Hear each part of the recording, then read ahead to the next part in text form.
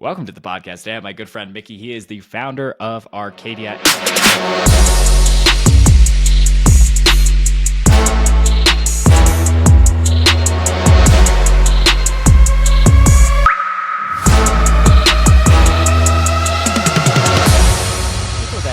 Completely unfamiliar with Arcadia, give them a brief rundown into what you guys help companies in Web3 with. No, man. Thanks so much for having me. Arcadia is a go-to-market firm, so we only work with 6 to 7 very high-quality names. These are top layer ones, top layer twos, sovereign wealth funds around the world, venture capital firms, and what we help them do is use our expertise from helping bring to market over 40 projects over the last 4 years, helping them develop their target audience, helping them develop their go-to-market strategy, and utilize our native network of influencers to make sure they can build a sustainable community and have a successful launch. We love it. We love it. So people can go back and they can listen, and this should be released very close to Mickey's episode, is the Cookie 3 episode. And Cookie 3, they're talking a lot about like, hey, how do we track the attribution? How do we track that our marketing campaign is actually resulting in more value to the chain, resulting in more revenue? And then Mickey as a go-to-market. So to kind of help tie these ideas together, for somebody that's like, what the heck is GTM? Like, let's go to market even. Talk to them a little bit about like what is even going to market with a new idea. 100%. So going to market with a new idea it's quite complex nowadays because we live in an attention economy where everyone is competing for eyeballs. And so it doesn't matter how good your tech is. And there's absolutely brilliant founders who develop out the most complicated tech. They're solving the world's issues. But if the everyday user like me and you who aren't tech oriented can't understand it, digest it, and use it, what good is even making it, especially in Web3? And so a unique go-to-market is how do you combine a product that has tangible value and a narrative where people are like, oh, okay, hell yeah, I can understand this, I can use it. And so developing a go-to-market is that entire process from identifying who you want to target, dictating how you want to tell them the story, and then the third part is how you're going to get it to them. So yeah, distribution and retention is incredibly important. Yeah, and maybe we could walk through some of your case studies just to kind of walk through how one goes to market, because there's so many things going on from like, okay, we've got PR in place, we've got KOL campaigns, we've got, some people are even running ads. So maybe we can use some of the case studies, or we can make up a fake example like Jax Chain, and we can walk through like, all right, we've got the idea. Maybe the team is raised from like A16Z. There's some good funding in place. It's like, how do we even get this into the public sphere where people are talking about it? Because yeah, it seems like the timeline with the introduction of Kaido is noisier than ever. Yeah, no, you're totally right, dude. So here's what I'll say to that. I mean, I think novelty always wins. I think look at Kaito. No one had ever done anything similar to what they had done. And usually the go-to-markets that win are the ones that have some type of custom capability or attribute where it can immediately set off a flywheel. And so an example that I always like to use and that I can bring to like a more less granular level is a marketing campaign that we helped orchestrate for a company called Portal. And this was a year ago. I think it was one of the most viral marketing campaigns in Twitter's history. They actually had to change their terms and service because of how many people were tweeting it. But the whole thesis was like, hey, if we could get people tweeting the hashtag or the $ Portal, and that could be their way of airdrop farming, you would then start a viral flywheel of people sharing, liking, retweeting, then it just compounds and compounds and compounds. And no one had done anything like that. And shout out to the team who developed it. We didn't develop it. We just helped amplify it. But things like that are very impactful. And I think, like you said, you see all these teams that raise $40-50 million mega rounds from A16Z, but they all have the same playbook. Announce the funding round, start some type of like crazy weird test net, hope users farm, their token launches at super high price, and then it has one way to go, and that's down. What we really like to see is something unique like what Portal did, so the users that you're bringing on to trade the token once it's live are there for more than just the quick buck, if you know what I mean. Yeah, no, absolutely. I think noticing how many of those TGEs have just been straight down to the right. Talk to founders a little bit about like how do we create, because of course like we want to have that like first day pop. We want it's like, hey, TGE, we want to have the people rushing to buy our token, but we also need to be like sustainable value and kind of continue with the marketing. The marketing doesn't stop. It's like stopping the courting process after the first kiss. It's like, well, there's a lot more to get to here. No, yeah, it's a double-edged sword, and I always say like, show me the incentive, I'll show you the outcome. And this playbook has worked really well for early stage VCs. So let's say a company raises 10 million at $100 million valuation. If they can keep the fully diluted, the circulating supply very low, they can launch that token at, 700-800 million. And if it drops 80%, it's still a 2x for the VCs. And when you're talking to venture capitalists, they're like, oh my gosh, 20% on my investment year one, that's incredible returns. They don't want that moonshot. And so they're very incentivized to keep repeating this flywheel. And I think it's going to have to take some type of realization that, yeah, maybe it's good for the VCs, but overall, for the broader ecosystem, it's a bad look when your chart's down 75% day 7 after launch. Yeah, and yeah, I feel like we're just seeing that left or right now. Some sketchy OTC deals aside from certain Yeah. founders that may have been blasted on the timeline lately.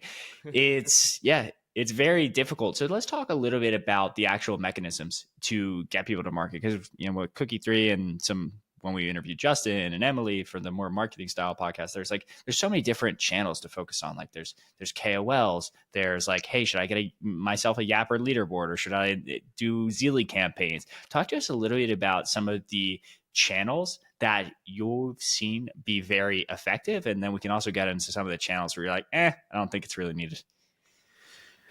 Yeah, so I'll talk about the channels, and I think like an omni-channel type of approach is very crucial. But what I'll say is, like, let's take an iPhone for example. Someone uses this just for reading the news. Someone uses it for taking photos. Some use it to play games. Some use it to catch up with the loved ones. But at the end of the day, it is just an iPhone, right? There's a different type of user for the different use cases of the product. And so that's what we try to communicate to different founders, like especially these big layer ones, is like it's not a one size fits all. It's not one solution. To different audiences, it's going to mean different things. And so that's layer one of complexity. The second layer of complexity is, all right, you have this product and you want to showcase these use cases. Well, the way that you do that in Vietnam versus Japan versus Mexico and the US, completely different. It really pisses me off when people say, oh, all of APAC is the same. It's like, no, that's like comparing US to Mexico. There's different strategies, different tactics, different things that resonate within the culture. So it's about taking a product, developing out into multiple use cases, and then each use case has its own target audience where you have to appeal to them in their native language and their native tongue in a way that they can digest, understand, and then, hopefully replicate and show their friends. Yeah, I remember dealing with some KOL agencies over in Asia, and it's like, yeah, Korea has a very specific strategy, even different social media channels. Japan is like, they used to have this joke when I worked at BlackRock, is there's 4 kinds of economies in the world. There's capitalist, socialist, Japan, and Argentina. So Japan is like just historically known to be just so vastly different from every country on the planet. So talk to us a little bit about even that. So let's maybe take the example of KOL campaigns and being like, okay, we've got multiple different regions in APAC. Each is going to require their own particular local KOLs, their own kind of localization efforts. Talk to us a little bit about like, hey, when you're going to market for like one of these mega blockchains, how do we approach even just a region like APAC? No, it's incredibly complex. I completely resonate with what you said. Like the difference between China and Japan, like even though it's a 2-hour flight is is insane. Like for example, in Korea, the main mode of communication is Telegram. When you go to China, first of all, you have 2 languages which are complete polar opposites: Mandarin and Cantonese.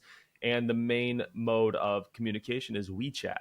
And so different languages, different ways of communicating.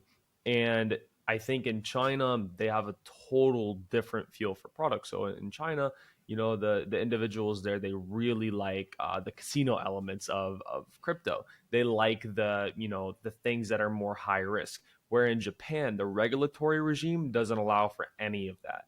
They want consumer focused brands. One of the projects we're working with, like Sonium, for example, or working with their parent company, that's based in Japan. And the reason why they're successful is they took 100 years to build the legacy, and that's what it takes to get success. Especially in Korea, I know we're bouncing around, but in Korea, there's actually a law nowhere else in the world that says if you're a blockchain project and you list on a Korean exchange and you end up, manipulating the token, doing something bad. So let's say I launch a token on a Korean exchange and I do some shady stuff as the founder, okay, or whatever. That exchange is liable. They're liable for that. They could be put in prison for the actions of someone else, right? Which is crazy. And so when you're having to navigate those, legal regimes, when you're having to navigate the cultural barriers, dude, it's crazy. You can't just have a one size fits all strategy. You need boots on the ground. You need people doing IRL translations, and you need like a genuine strategy for sure. Yeah, and then when you're working with a project, obviously you've launched some of the biggest projects in the world. Are you doing all of this in house, or you're like, hey, I've got like my KOL agency that I use in Korea, we've got one in Japan, or are you just like, hey, we have the mega agency that does everything? Yeah, so I mean, we're very fortunate and blessed to get to a point where now we can hire team members in these regions. And so, like for our APAC strategy, we have team members in China. We have team members who are fluent in Mandarin, Cantonese, Indonesian, Japanese, which allows us to. But if you're a project, you're just starting, 100% hire an agency. Don't try to get someone from these regions. It's nearly impossible. But yeah, that's our strategy. Yeah, that makes complete sense. And then, so we've gone over kind of KOLs, and KOLs lately have gotten a lot of hate out on the timeline. And I think every like 3 months, there's like everyone's hating a new marketing strategy. They might be hating ads, they might be hating ref codes, they might be hating Discord. Like people are like, "Are you still using Discord?" So talk to us a little bit about like where are the trends you're currently seeing in marketing, and where do you think things are ultimately going? Do you think like, kind of the KOL meta is down, or you think like, hey, people are always going to look to people that are more plugged in the space to buy? Like, where do you think things are going from a marketing perspective? No, really, really good question.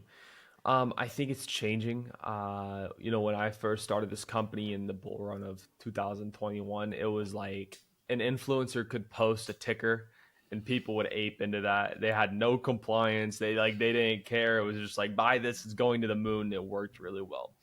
I think nowadays you cannot just tell people how to feel. You have to show them how to feel. And what I mean by that is the days of massive influencer campaigns with thousands of random people promoting something are over.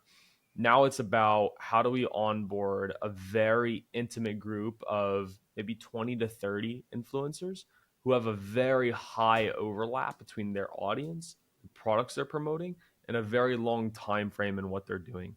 And so instead of buy this, it's going to the moon, get in now before it's too late, it's educational based, and it's sporadic promotions over the course of 90 days that are very organic. And the user goes, oh, I actually think I want to try this out for myself. I'm deciding for myself. In those campaigns, the projects that run those are doing the best right now. So I wouldn't say KOLs are going away, but it's definitely morphed as the consumer starts guarding their wallet with more like vigilance than ever. Yeah.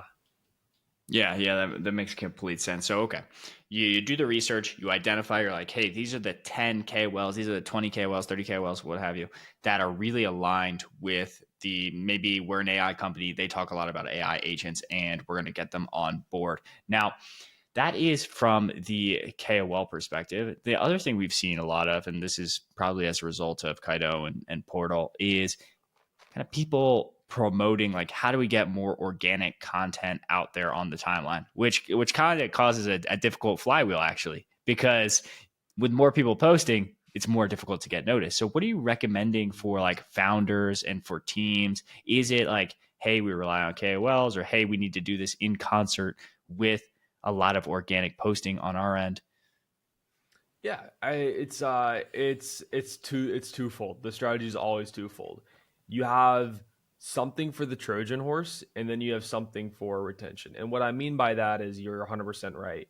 You have more projects than ever competing for mind share, and it is just wildness on the time frame or on the timeline.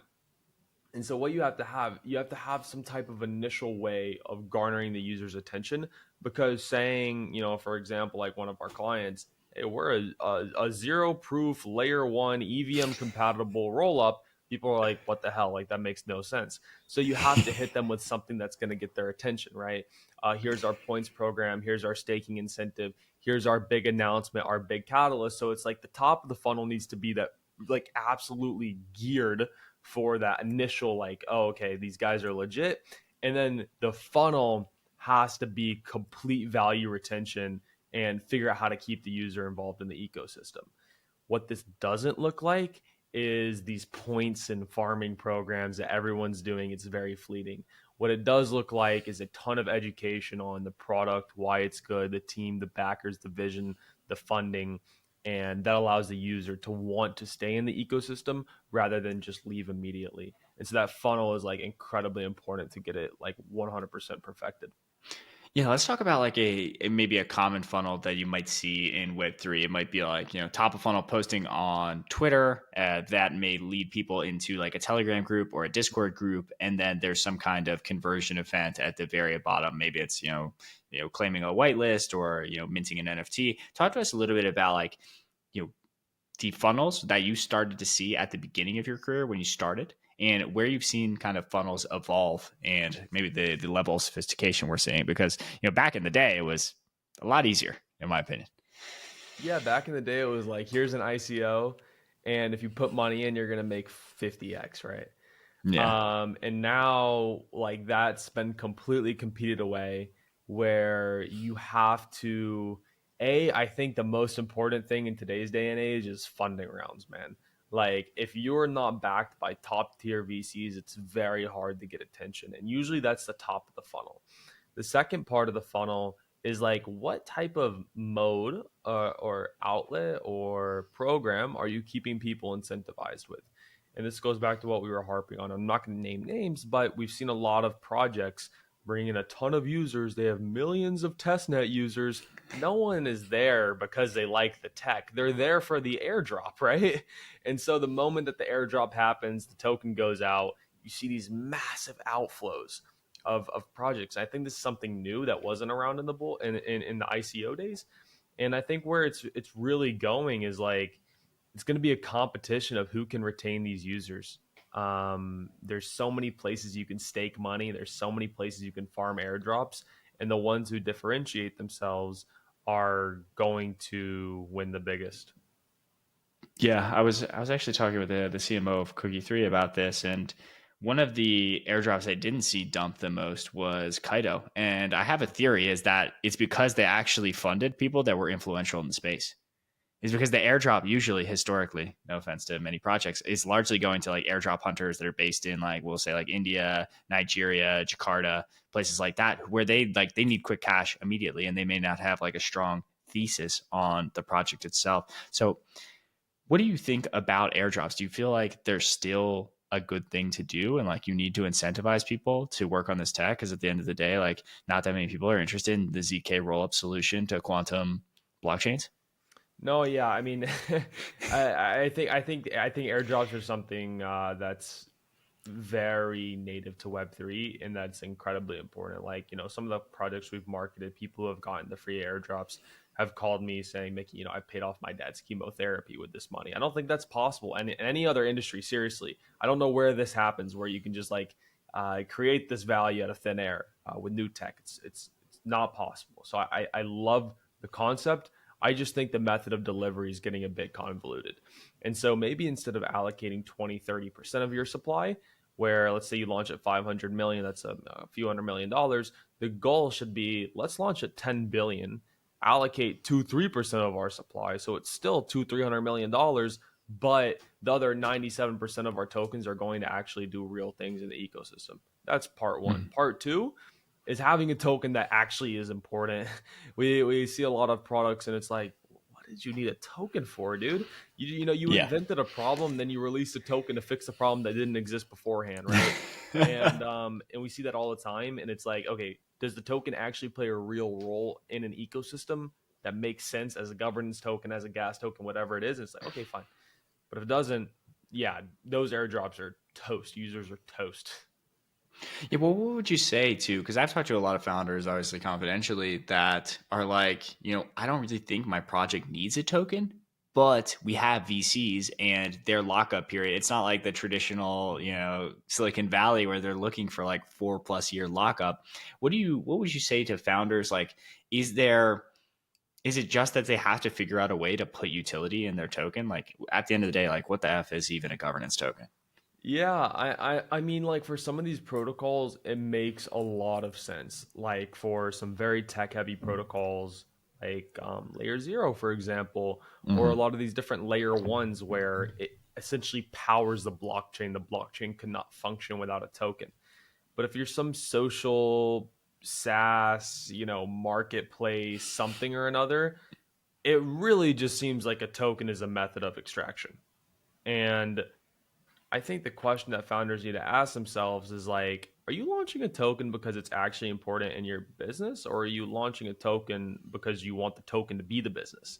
And when you think about it that way, and you think like, oh, the real reason we're launching a token is for the liquidity aspect, not for the tangible functionality, it's like big red flag.